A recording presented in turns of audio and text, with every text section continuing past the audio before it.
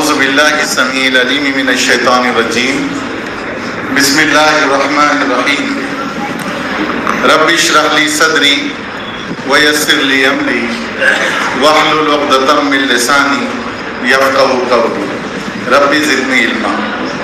معزز صدر جلسہ نور سر، محمد رفیع انصاری سر، عبدالعزیز انصاری سر، مولانا محفوظ الرحمان صاحب، انوار الحق بھائی، زاہد سر، اسرائیل سر،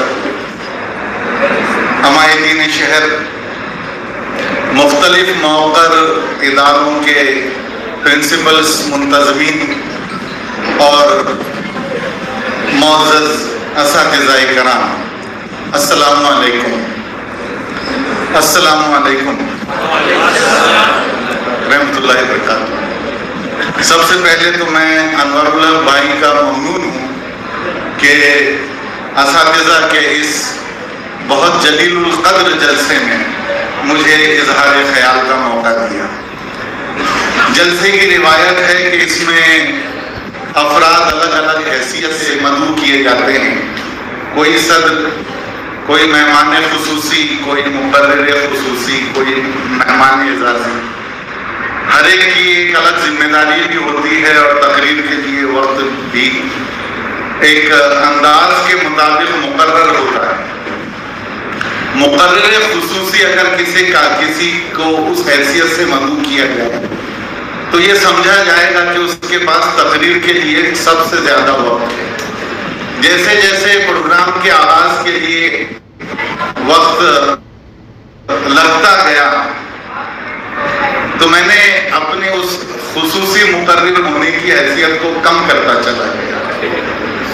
ہر تھوڑی دیر سے میں نے اپنے وقت میں سے خود ہی 5 منٹ کم کر دیے، اور آپ کو یہ بتاؤں کہ اس وقت میرے پاس 10 سے 15 منٹ باقی ہیں اور اس میں مجھے اپنی گفتگو مکمل کرنی ہے انشاءاللہ۔ معزز حاضرین، نیشنل ایجوکیشن پالیسی 2020 کا چرچا ہے ہر طرف، تعلیمی اداروں میں اور غور و فکر کرنے والی مجلسوں میں نیشنل ایجوکیشن پالیسی پر سیمینار منعقد کیے جا رہے ہیں، بلکہ ہائر ایجوکیشن کے جتنے ادارے ہیں ان کے لیے لازم ہے کہ وہ اپنے یہاں پر ایک سال میں 3 سے 4 سیشن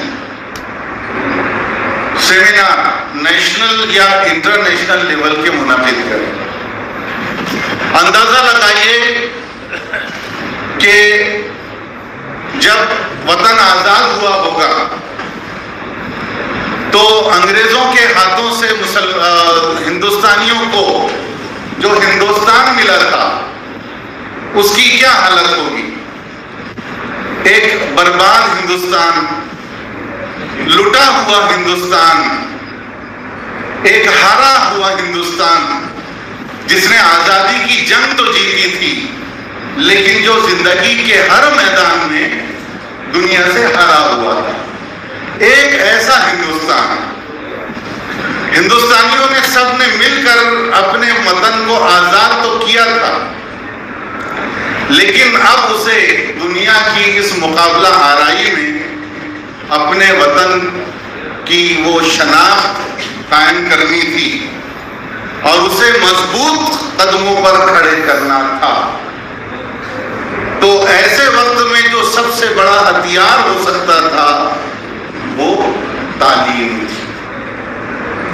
آپ اندازہ لگائیں کہ اس وقت ہندوستان نے جو پالیسی بنائی ہوگی، نیشنل ایجوکیشن پالیسی، اس کی اہمیت کس قدر زیادہ ہو،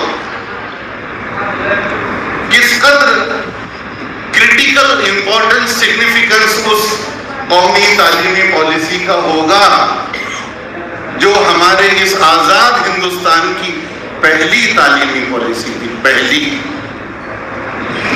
جو اس حوصلے سے بنائی گئی تھی کہ بربادی کو ترقی کے راستے پر لے کر جائیں، گرے ہوئے دیش کو پھر کھڑا کریں اور اسے پورے ملک کا لیڈر بنائیں۔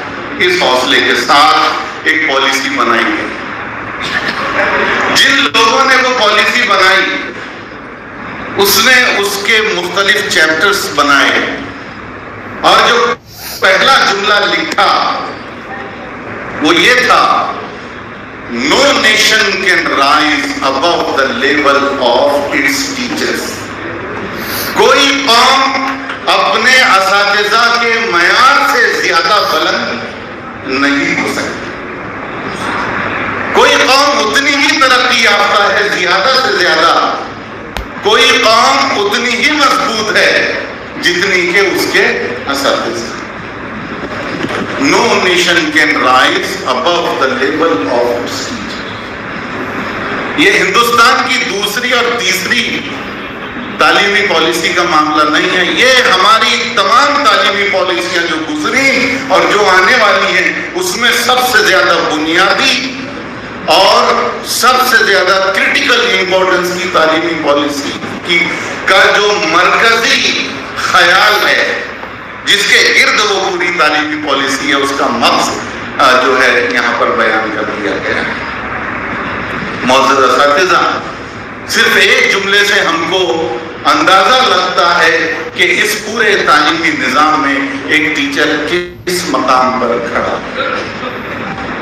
یہ بہت افسوس کی بات ہے کہ آج خود ہم اساتذہ نے، ٹیچرز نے اور تمام ایجوکیشن کے اسٹیک ہولڈرز نے ٹیچر کی جو تصویر ہے وہ ایک classroom, blackboard, duster, chalk اور ایک منظر کے ساتھ میں مربوط کر دی ہے صرف. تو جب ہم ٹیچر کو اس منظر نامے میں دیکھتے ہیں تو یوں سمجھیں کہ ٹیچر خود اور ہم سب ٹیچر کو بہت چھوٹا کر کے دیکھتے ہیں. کلاس روم میں چلنے والی جو ایجوکیشن، جو عمل ہے، تدریس، ٹیچنگ یا ٹیچنگ لرننگ پروسیس، یہ پورے تعلیمی عمل کا سب سے زیادہ اہم لیکن بہت چھوٹا سا حصہ ہے. یہ سمجھیں کہ تعلیم ایک پہاڑ ہے، ایسا پہاڑ جو جتنا نظر آتا ہے اس سے کئی گنا گہرائی میں، اور جتنا حصہ ہم اس کا دیکھتے ہیں وہ صرف ٹیچنگ ہے، لیکن اس کی گہرائی میں یہ سارا تعلیمی نظام ہے. یا اس کی مثال اس درخت سے ہے جو بہت تناور درخت ہے. وہ تناور اس لیے ہے اور وہ ہرا بھرا اس لیے ہے کہ اس کی جڑیں زمین میں دور تک اور بہت گہرائی تک اور دکھائی دینے والے درخت کی بنسبت کئی گنا دور تک پھیلی ہوئی ہے. پھر چاہے دور دور تک پانی کا پتہ نہ ہو لیکن اس خشک سالی میں بھی وہ درخت ہرا نظر آتا ہے. یہ اس لیے کہ وہ جو دکھائی دینے والا حصہ ہے وہ ٹیچنگ لرننگ پروسیس ہے، لیکن یہ جو سارا نظام ہے یہ تعلیم کا نظام ہے. تو ٹیچر نے خود اپنے آپ کو اس منظر نامے میں نہیں دیکھا ہے، بہت محدود منظر نامے میں دیکھا ہے. میری اس بات کو اور واضح کرنے کے لیے میں چند اور مثالیں دینا چاہتا ہوں کہ اس پورے تعلیمی نظام کے اندر ٹیچر کس قدر اہم اور کرٹیکل پوزیشن پر کھڑا ہوا ہے اور کہاں سے اس کو دیکھنے کی ضرورت ہے. اس لیے کہ جب ہم سارے تعلیمی نظام کی بات کرتے ہیں تو اس میں بہت ساری چیزیں آتی ہیں اور ٹیچر اپنے آپ کو اس مقام پر اسی وقت دیکھ سکتا ہے جبکہ وہ صاحب فکر ہو، صاحب بصیرت ہو، سوچ رکھتا ہو. سوچ، فکر اور بصیرت کے بغیر ایک ٹیچر کلاس روم کے اس چھوٹے سے عمل وہ کہ بہت زیادہ اہمیت ہے وہاں تک محدود ہے، لیکن وہ تعلیمی نظام سے ڈسکنیکٹڈ ہے. اس ٹیچر کی مثال ایسی ہے جو سوچ، فکر اور بصیرت کے بغیر ہے کہ وہ صرف ٹیچر ہونے کا جسم ہے، اس میں روح موجود نہیں. اس چیز کو ایک اور مثال سے سمجھیں آپ کہ ایک عمارت کی تعمیر ہونی ہے، اور آپ دیکھ رہے ہیں کہ کہیں پر گڑھے کھودے جا رہے ہیں اور وہاں بہت سے مزدور کام کر رہے ہیں. تو ایک مزدور کو کام دیا گیا ہے 8 فٹ چوڑا، 8 فٹ لمبا اور 8 فٹ گہرا گڑھا کھودنے کا. اگر اس مزدور سے آپ پوچھیں کہ یہ 8 بائی 8 بائی 8 کا جو گڑھا آپ کھود رہے ہیں، اس کا کیا مقصد ہے؟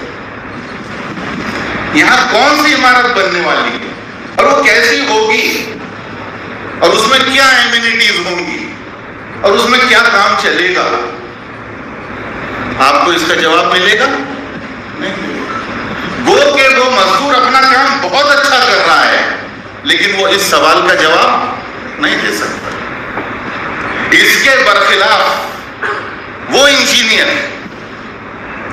جس نے ایک کاغذ پر اس بننے والی عمارت کا نقشہ کھینچا، اگر اس نے پینسل سے جس نقش کو شاید مٹا بھی دیا جائے، جب پہلا نقش کھینچا ہوگا ایک لکیر، تب بھی اس کے ذہن میں اس عمارت کا پورا منظرنامہ ہوگا. یہ عمارت کیوں بننے والی ہے، یہاں کیا کام ہونے والا ہے، اور یہ کیوں بنائی جا رہی ہے، یہ کیسے بنے گی، اس کے راستے کیسے ہوں گے، یہ تمام باریک سے باریک تفصیل کے ساتھ اس انجینئر کے ذہن میں اس عمارت کا نقشہ موجود ہوتا ہے.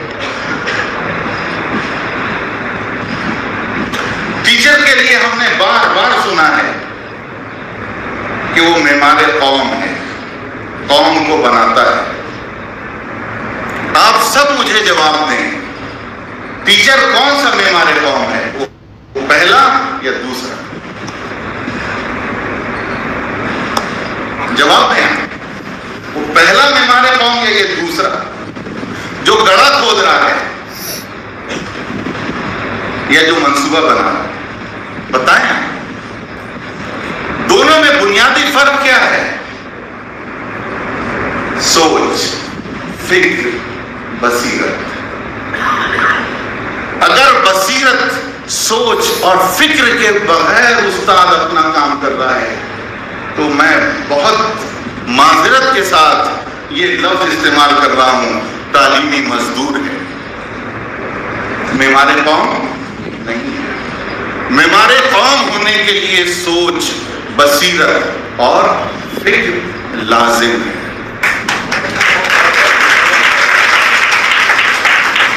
جب کلاس روم میں ٹیچر گیا اور اس نے کتاب کھولی اور اپنا 30 منٹ کا کام مکمل کر کے وہ آ گیا، اس نے اپنا 8 بائی 8 بائی 8 کا گڑھا کھودا،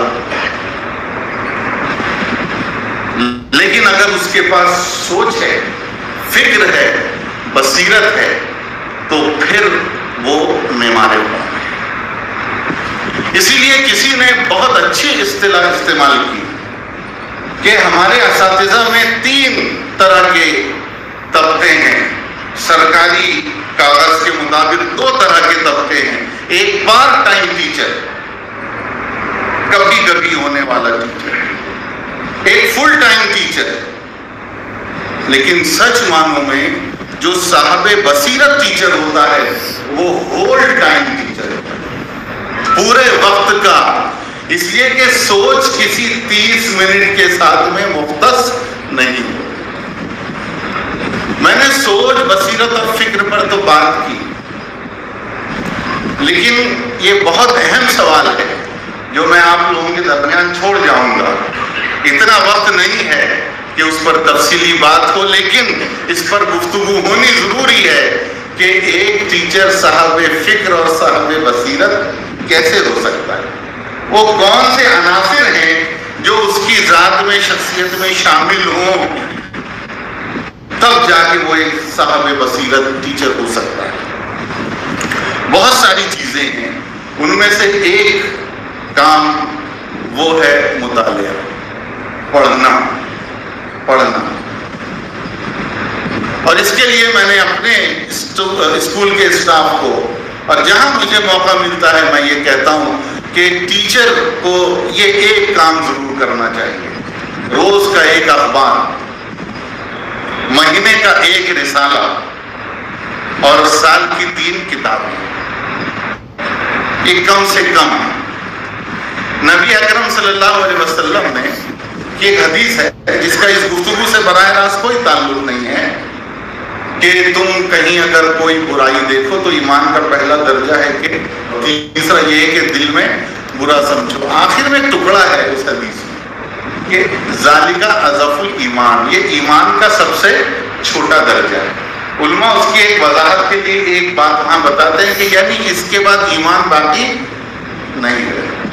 میں سمجھتا ہوں کہ ٹیچر اگر اتنا نہیں پڑھتا تو وہ پھر ٹیچر نہیں رہتا۔ یہ ٹیچر ہونے کا ادنا درجہ ہے۔ اب فی زمانہ اگر میں اپنے بھی کردار پر اگر نظر ڈالوں صرف پڑھنے کے حوالے سے، تو معذرت خواہ ہوں کہ بہت سارا ایک بڑا طبقہ جو ہے وہ مطالعہ کا شوق تو دور کی بات ہے، مطالعہ بیزار ہے۔ اب ایک ہاسپٹل میں انتظار کر رہے ہیں، سامنے رسالہ رکھا ہے، کتاب رکھی ہے، اب وہاں پر ایک الگ الگ پروفیشنز کے لوگ وہاں جا کے بیٹھتے ہیں اور وہاں پر ایک ٹیچر بھی بیٹھتا ہے۔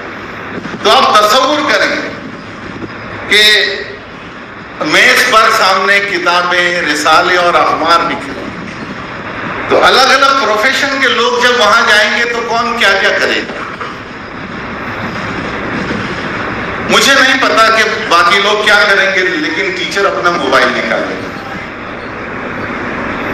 اگر ایسا ہوتا ہے تو یوں سمجھیں کہ ہم وہ ذالک اضعف الایمان کی روشنی میں جو میں نے بات کہی، نبی اکرم صلی اللہ علیہ وسلم کی ایک حدیث ہے، اس کا بھی اس گفتگو سے براہ راست تعلق نہیں ہے لیکن استفادہ کرتے ہیں ہم، کہ حکمت مومن کی کھوئی ہوئی چیز ہے، کھوئی ہوئی شے۔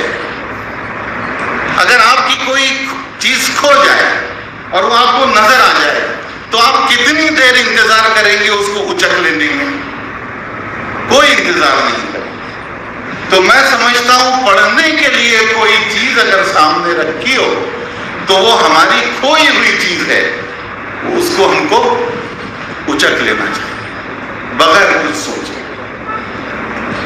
اس میں آج میں یہ گفتگو خاص طور سے، اور بھی بہت سارے پہلو ہو سکتے ہیں صاحب فکر ہونے کے، لیکن میں اس پر ہی تھوڑی سی بات کر کے اپنی جگہ لوں گا۔ تعلیمی اداروں کو، وہاں کے جو ذمہ دار ہیں، ان کو اپنے ادارے میں وہ ماحول تیار کرنا ہوگا جس کی وجہ سے اساتذہ کے اندر مطالعے کا شوق پیدا ہو۔ اس کے لیے بہت سارے کام کیے جا سکتے ہیں، اس طرح کی اسکیمیں بنائی جا سکتی ہیں، اور کتابوں کے حوالے سے محفلیں برپا کی جا سکتی ہیں، اور اساتذہ کا جو ایکریڈیشن ہے، جو ان کی معیار بندی ہے، وہ ان کے مطالعے کی بنیاد پر کی جا سکتی ہے۔ جو انعامات کی تقسیم ہے وہ ان کے مطالعے کی وسعت کے اعتبار سے کی جا سکتی ہے۔ کام بہت سارے ہیں جو کیے جا سکتے ہیں، لیکن مجھے ایسا لگتا ہے کہ تعلیمی ادارے اگر اساتذہ کو اپنے سبجیکٹ اور اپنے آس پاس کی دنیا کو پڑھنے کے لیے آمادہ کر لیں تو وہ اساتذہ کے اندر فکر پیدا کرنے کا آغاز کر سکتے ہیں۔ تو اسکولوں میں اس کے اوپر باقاعدہ کام ہونے کی بہت ضرورت ہے۔ آج کی محفل کے لیے میری اتنی گفتگو کافی ہے، اور اس گفتگو کو اور آگے بڑھانے کے لیے ایک چھوٹا ٹارگٹ گروپ چاہیے جہاں پر ہم 10، 20، 15 اساتذہ کے ساتھ بات کریں اور اس چیز کو لے کر آگے بڑھیں۔ ہم اللہ تعالیٰ سے دعا کرتے ہیں کہ ہماری قوم میں صاحب فکر، صاحب بصیرت اور سوچ رکھنے والے اساتذہ پیدا ہوں۔ ہم میں سے ہر ایک کے اندر ایک ایسی فکر پیدا ہو کہ جب ہم سوئیں تو ہم اسی فکر کے سائے میں، ہم جب اٹھیں تو اسی فکر کے سائے میں۔ اگر یہ ہے تو صحیح معنوں میں ہم نبیوں کے وارث ہیں۔ اگر اسی خاصیت کے پیدا ہونے کے بعد ہم نبی اکرم صلی اللہ علیہ وسلم کی اس حدیث کے ساتھ سائے میں آتے ہیں، جبکہ آپ صلی اللہ علیہ وسلم نے کہا کہ مجھے معلم بنا کر بھیجا گیا ہے۔ نبی اکرم صلی اللہ علیہ وسلم کی ذات مبارک کی سیرت کے جو سب سے نمایاں پہلو ہیں، ان میں سے ایک پہلو ہے کہ پوری زندگی فکر اور بصیرت کے سائے میں، سوائے فکر کے نبی اکرم صلی اللہ علیہ وسلم کی راتوں کا کوئی دوسرا مشغلہ نہیں تھا۔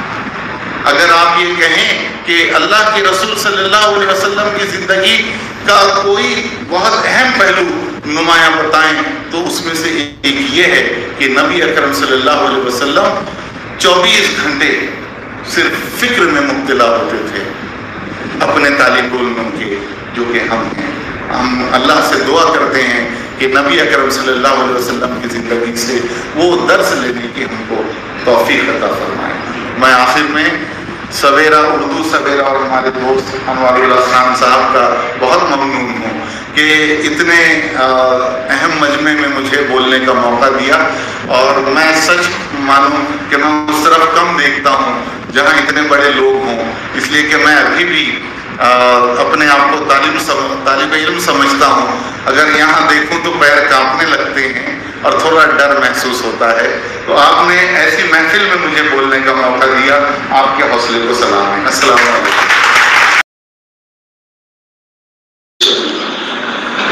سویرا فاؤنڈیشن اپنا ہر پروگرام شام کے وقت منعقد کرتی ہے، لیکن اس سے پیش نظر یہ شعر ہوتا ہے احمد فراز کا کہ شکوے ظلمت شب سے تو کہیں بہتر تھا اپنے حصے کی کوئی شمع جلاتے جانا۔ سویرا فاؤنڈیشن اپنے ہر پروگرام میں شامل بہت شکر گزار، اتنا اچھا ہے علم کا مجمع ہے، ہم لوگ ترستے ہیں ایسے مجمع۔ مجھے امید ہے کہ میری ایک خط اپنے استاد کے نام صابر سر آگا، یہ خط آپ کے حکم کی تعمیل میں لکھ رہا ہوں۔ اڑچن کے خط کے بجائے اشارے سے مطلب برابری ہوتی ہے، لیکن آپ مجھے ہمیشہ خط لکھنے کی تلقین کرتے ہیں۔ یہ میرا خط جسے دیکھ کر آپ خوش ہوتے ہیں، یہ آپ کی عطا ہے۔ ہاں جناب، پھر خوشخطی کی مشق کی نشانی ہے۔ اب حالات دوسرے ہیں، ان دنوں مدرسوں میں خوشخطی کی مشق کو مشق ستم سے تعبیر کیا جاتا ہے۔ جب سے آدمی جلد باز اور اجلت پسند ہوا ہے، وہ بدخط بھی ہوا ہے۔ اسی لیے ارباب مدرسہ اس مشق کو بند کر کے گلو خلاصی کرتے ہیں۔ آپ کو ہمیشہ خط سے والہانہ لگاؤ رہا ہے، اس ضمن میں غالب کے خطوط بھی آتے ہیں۔ آپ سال میں ایک بار غالب کے خطوط کا مطالعہ کرنا باعث خیر و برکت خیال کرتے ہیں۔ غالب کے خطوط آج بھی شوق سے پڑھے جاتے ہیں۔ کہتے ہیں کہ غالب اپنے عہد سے پہلے پیدا ہو گئے تھے۔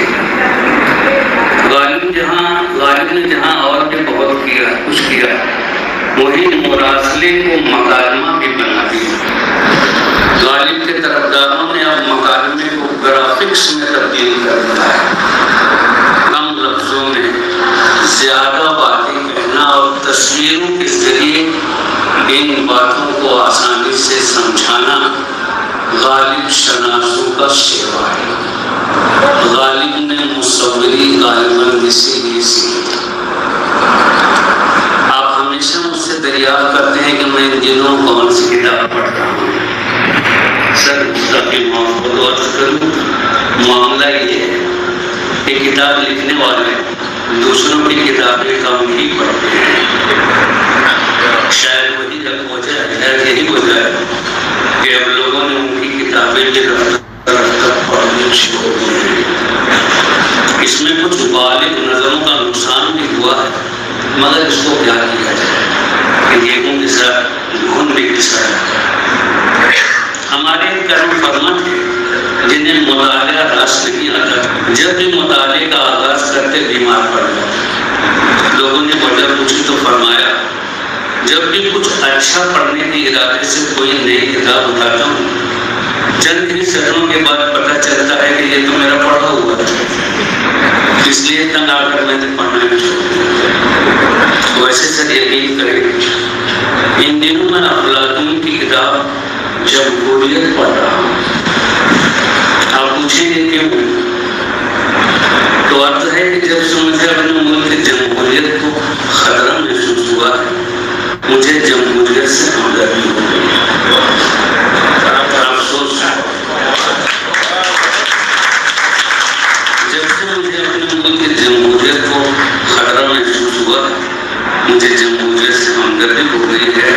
افسوس حکمرانوں نے اساتذہ کی تعداد دن بدن کم ہوتی جا رہی ہے۔ جب تک ایسا نہ تھا حالات خراب نہ تھے۔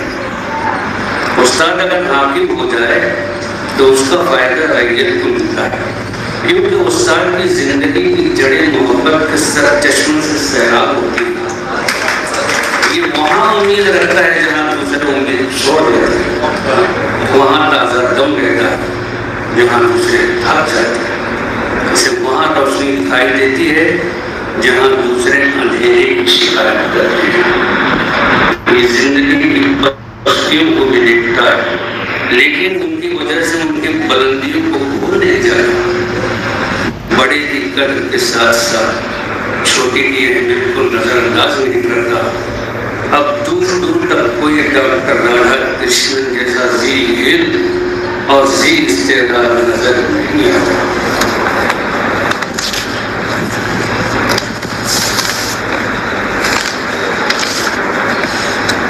جناب عالی، افلاطون کی یہ بات میں نے گرہ میں باندھ لی ہے کہ استاد پہلے خود کچھ سیکھتا ہے، اس کے بعد دوسروں کی رہنمائی کرتا ہے۔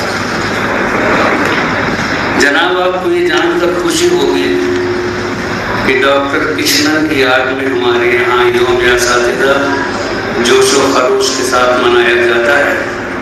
اس میں اوروں کے مقابلے میں اساتذہ کرام بڑھ چڑھ کر حصہ لیتے ہیں۔ ممبئی سے قریب اہل دل کی ایک بستی مومبرا نام سے آباد ہے۔ مومبرا میں یوم اساتذہ کی تقریب کا اہتمام علم دوستوں نے کیا ہے۔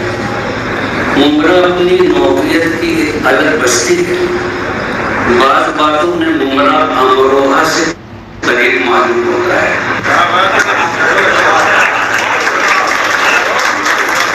بعض باتوں میں مومبرا امروہہ سے قریب معلوم ہوتا ہے۔ امروہہ کے بارے میں کہتے ہیں سمجھیے نا، امروہہ شہر تخت ہے، گزران یعنی سخت ہے، جو چھوڑے وہ کعبہ۔ مومبرا کا یہی معاملہ ہے۔ یہاں آنے والا پستی سے بلندی کی طرف آتا ہے، یہاں آ کر اسے اونچائیاں راس آ جاتی ہیں اور پھر وہ پستی کی طرف لوٹنے کو ہمارا نہیں ہوتا۔ یہاں ایک بزرگ گزرے ہیں، نام ان کا وسیع احمد تھا، مگر دنیا میں آوارہ سلطان پوری کے نام سے جانتی ہے۔ 1956 میں جب یہاں گرام پنچایت قائم ہوئی تو انہوں نے اس جلسے میں یہ محنت پڑھی تھی، ہم مومبرا کے رہنے والے مدت سے سمجھے بیٹھے ہیں، ہم مومبرا کے رہنے والے مدت سے سمجھے بیٹھے ہیں، اس مومبرا کے سندر بن میں یا ریتی ہے یا پتھر ہے۔ اتنا تو معلوم ہے سب کو، ریتی پھانک کے جی نہیں سکتے، پتھر کھا کے کون بچا ہے، لیکن ایک وشواس ہے دل میں، موتی دریا سے پیدا ہے، ہیرا بھی پتھر ہوتا ہے۔ ہو سکتا ہے ان کے بدلے اس دریا سے موتی نکلے، ممکن ہے پتھر کے بدلے یہی پہاڑی ہیرا ہونے۔ سر آپ کو جان کر خوشی ہوگی، ہاں یعنی مومبرا میں کسی چیز کا قہر نہیں، اور کہہ تو رجال کو پتہ ہی نہیں، ریت کے बदले इस दरिया से मोती निकल रहे हैं और इस पहाड़ी पर हीरे जवाहर जैसे लोग बसे हैं। यहाँ उर्दू का बोलबाला और राजनीति उन बुजुर्गों से जो आगे शब्द का कार कह रहे हैं। जनाब, ये खबर तो आपने सुनी होगी कि चंद्रयान 3 ने हमारी खलाई तारीख में 4 चांद लगा दिए। इसकी सबसे ज्यादा खुशी जमीन के चांद तारों यानी उसकी स्कूली बच्चों को हुई है। एक उस्ताद के नाते मुझे उन्हें देखकर खुशी होती है। स्कूली बच्चों जब ये अपने वाद से भारी बस्ता लेकर निकलते हैं तो दिल चाहता है कि मैं बढ़कर इस पारे गना उठा लूं, लेकिन फिर अपने नानवानी देखकर उठ जाए।